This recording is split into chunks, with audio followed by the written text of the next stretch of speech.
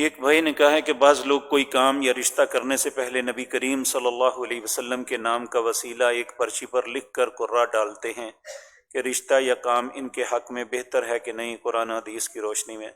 دیکھیں، ہمارے لیے وہی بات بہتر ہے جو رسول اللہ نے ہمیں فرمائی۔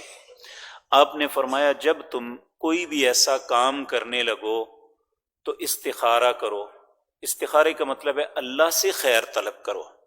پھر آپ نے اس کے کلمات سکھائے، اللہم انی استخیرک بعلمک واستقدرک بقدرتک واسألک من فضلک العظیم فإنک تقدر ولا اقدر وتعلم ولا اعلم وانت علام الغیوب اللہم ان کنت تعلم ان ھذا الامر خیر لی فی دینی ومعاشی وعاقبت امری فاقدرہ لی ویسرہ لی ثم بارک لی فیہ وَإِن كُنْتَ تَعْلَمُ أَنَّ هَذَا الْأَمْرُ شَرٌّ لِّي فِي دِينِي وَمَعَاشِي وَعَاقِبَةِ أَمْرِي فَاصْرِفْهُ عَنِّي وَاصْرِفْنِي عَنْهُ وَاقْدُرْ لِيَ الْخَيْرَ ثُمَّ أَرْضِنِي عَنْهُ۔ کیا مطلب؟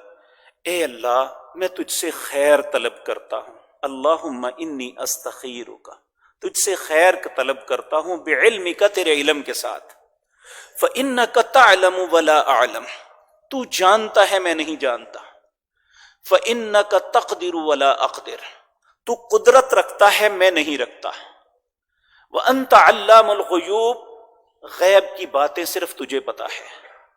اللہ، اگر یہ کام جو میں کرنے لگا ہوں میرے دنیا آخرت اور معاش کے لیے بہتر ہے تو تم میرے مقدر میں کر دے اور اس میں برکت عطا فرما دے، اگر یہ کام میرے لیے برا ہے تو اے اللہ اس کام کو مجھ سے پھیر لے اور مجھے اس سے پھیر لے، وَاقْدُرْ لِيَ الْخَيْرَ، اور مجھے وہاں لے جا جہاں میرے لیے تو نے خیر رکھی ہوئی ہے۔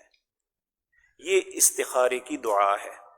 اس کا طریقہ کار یہ ہے کہ آپ، بہتر بات یہ ہے، امام بخاری نے اس کے لیے باب باندھا ہے کہ اسے تہجد کے وقت کیا جائے، سب سے بہترین وقت تہجد کے وقت 2 رکعتیں پڑھیں، پھر نبی رسول اللہ پہ درود بھیجیں اور استخارے کی یہ دعا پڑھیں، انشاءاللہ اللہ خیر دے دے گا۔ یہ دوسرے طریقے ہمارے خود ساختہ ہیں، رسول اللہ سے نہیں ہیں۔